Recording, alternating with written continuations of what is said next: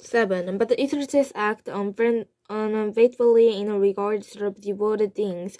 And the son of Carmi, the son of Jimri, the son of Jerah, the tribe of Judah, took some of them. So the Lord's anger burned against Israel. Now Joshua sent men from Jericho to Ai, which is near Beth-aven, to the east of Bethel, and told them, Go up and spy out the region. So the men went out to spy out Ai. When they returned to Joshua, they said, Now all the people will have to go up against Ai. Send 2,000 or 3,000 men to take it, and do not worry all the people, for only a few men are there. So about 3,000 men went up, but they were routed by the men of Ai, who killed about 36 of them. They chased the Israelites from the city gate as far as the stone quarries and struck them down on the slopes. As this is the heart of the people melted and became like water. Then Joshua tore his clothes and fell face down to the ground before the ark of the Lord, remaining there till evening.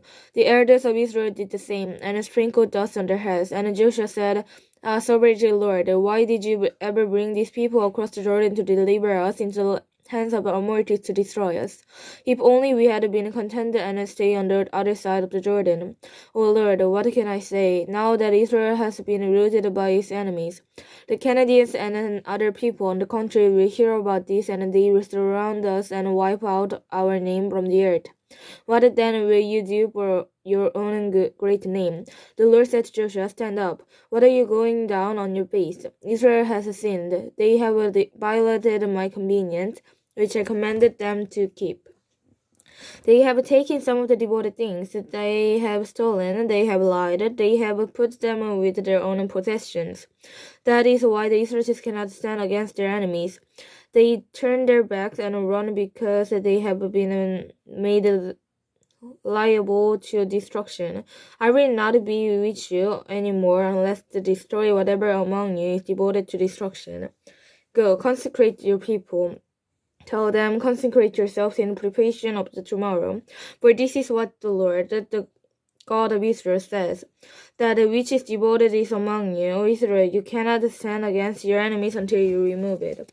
In the morning, present yourselves with tribes by tribe. The tribe that the Lord takes shall come forward, clan by clan. The clan that the Lord takes shall come forward, family by family, and the family that the Lord takes shall come forward, man by man.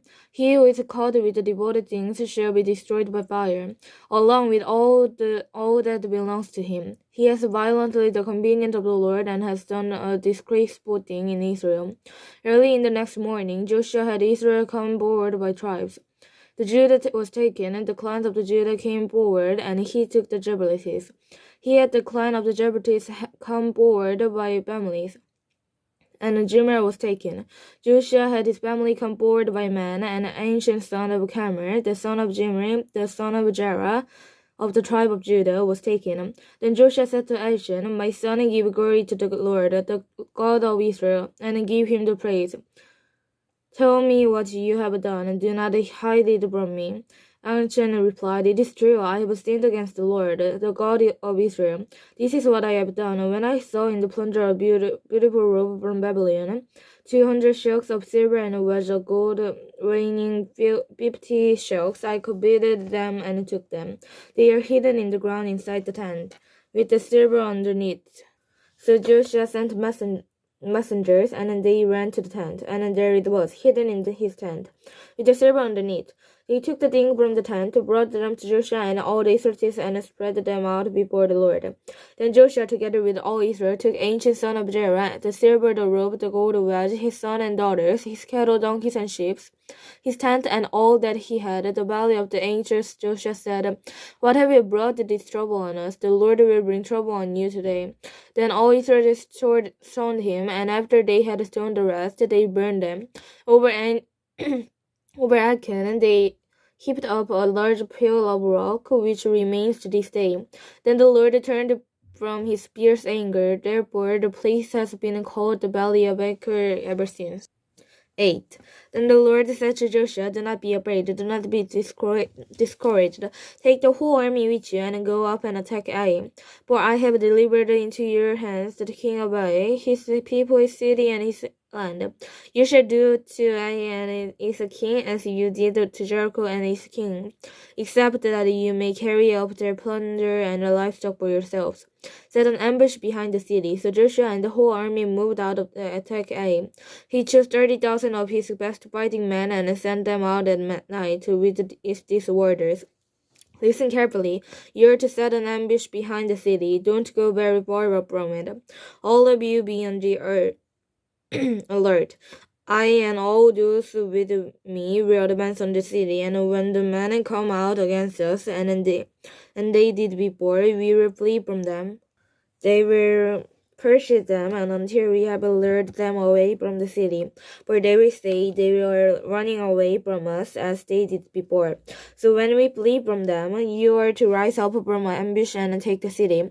The Lord your God will give it into your hands. When you have taken the city, set it on fire. Do what the Lord has commanded. See to it you have my orders." Then Joshua sent them up, and they went to the place of ambush and lay in wait between Batu and Ai, the west of the Ai, but Joshua spent the night with the people. Early the next morning, Joshua mustered his men, and he and the leaders of Israel marched before them to Ai. The entire force that was with him marched up and approached the city and arrived in front of it.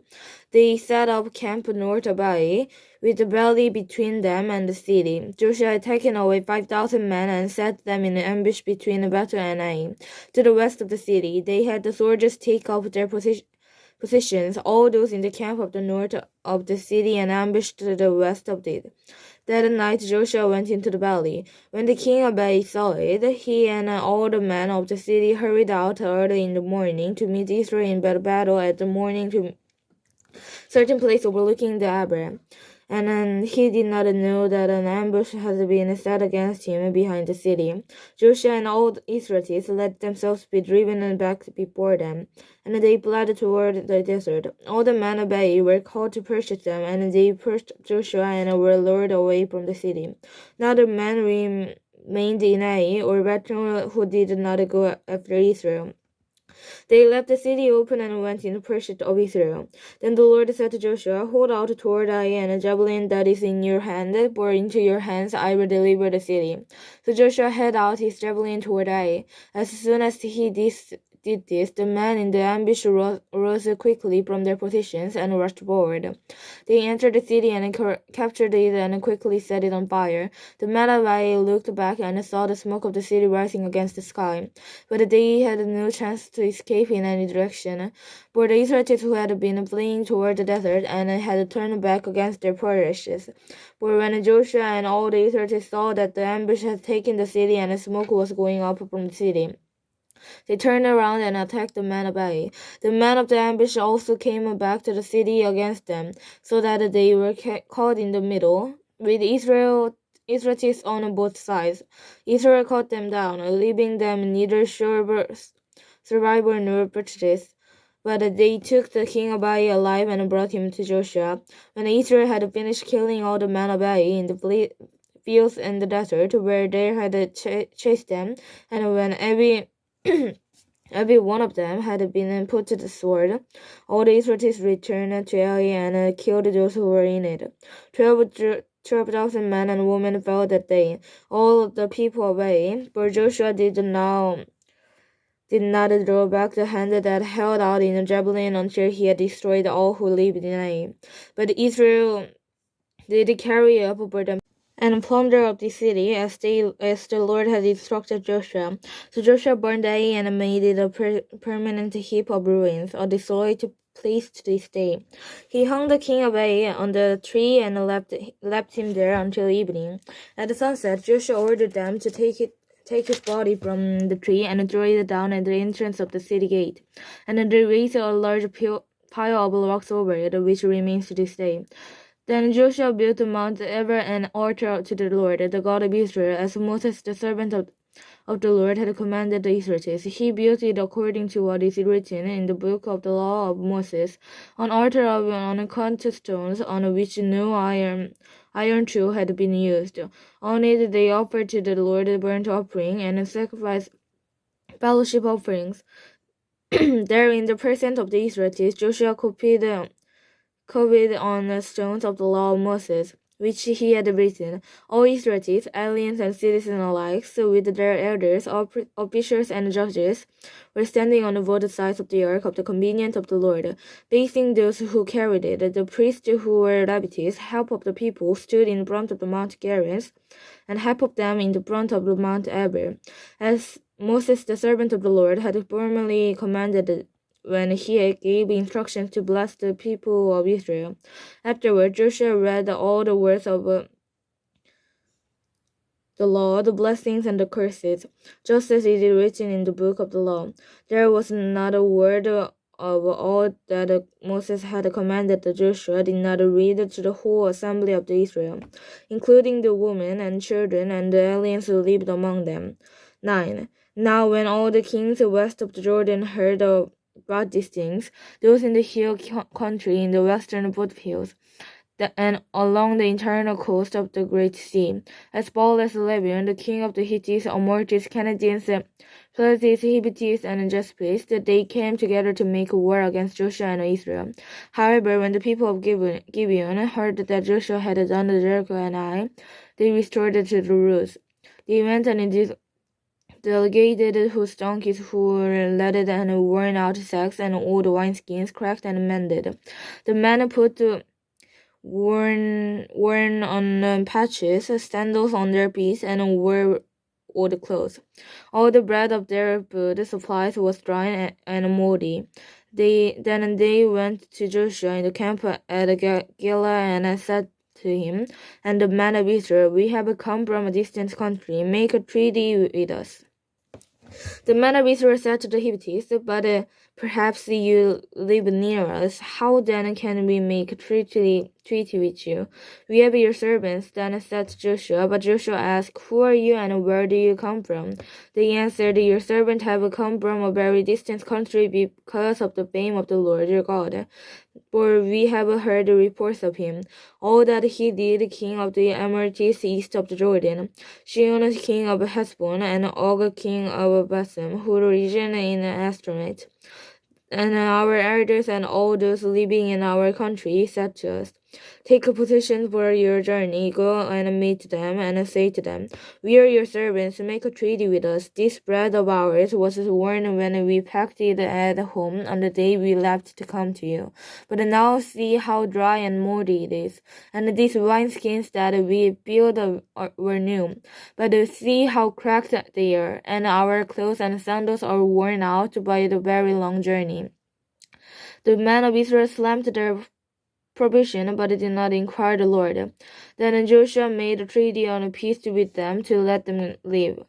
And the leaders of the assembly ratified it by oath. 3 days after they made the treaty with the Gibeonites, the Israelites heard that they were neighbors living near them. So the Israelites set out, and on the third day came to their cities, Gibeon, Kephra, Bethel, and Kirjath-jearim. But the Israelites did not attack them, because of the leaders of the assembly who had sworn an oath to them by the Lord, the God of Israel. The whole assembly grumbled against the leader, but all the leaders answered, "We have given them our oath by the Lord and the God of Israel, and we cannot touch them now. This is what we will do to them. We will let them live, so that wrath will not fall on us for breaking the oath we swore to them." They continued, "Let them live, but let them be woodcutters and water carriers for the internal community." So the leader's promise to them was kept. Then Joshua summoned the Gibeonites and said, "Why do you deceive us by saying, 'We live a long way from you,' where actually you live near us? You are now under a curse. You will never cease to serve a woodcutter and a water carrier for the house of my God." They answered Joshua, "Your servants were clearly told how the Lord your God had commanded his servant Moses to give you the whole land and to wipe out all its inhabitants from before you. So we feared out our lives because of you, and that is why we did this. We are now in your hands. Do to us whatever seems good and right to you. So Joshua saved them from the Israelites, and they did not kill them.